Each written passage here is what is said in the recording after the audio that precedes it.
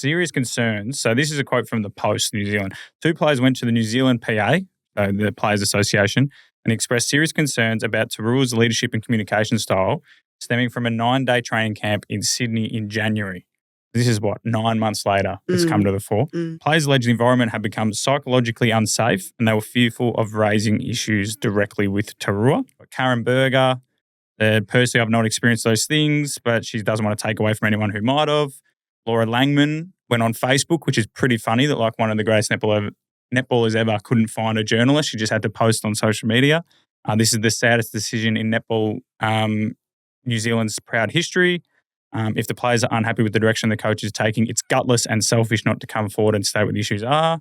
Bryony Akel said it's a fine line to say what psychological safety is. What does that even mean? I don't know, which is a strange thing to say. And then Grace Wecky, only a couple of days ago, so she won Player Series, or she was acting captain, and she spoke on TV and said, I think it's remiss to celebrate this success without acknowledging Nolene Tarua and the work she's done for this team. Knowles, if you're listening, we love you, we miss you, and we want you back here. You've done so much for this group.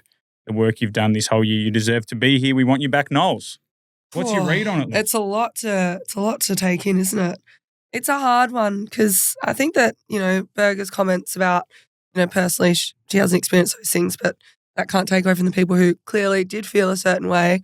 I think that's kind of probably where I stand with it. I mean, from an outside perspective, I've obviously not had anything to do with Knowles. The resume speaks for itself. However, I'm probably more inclined to, back in players if they do feel a certain way. I think that, at the end of the day, clearly not everyone is on the same page. And I think that it's probably a bit of a shame that it has kind of publicly blown up in this way. And, if there's players that are playing for New Zealand right now who were feeling this way and made the complaint, and then Grace Wecky's come out and saying, we love you, we want you back.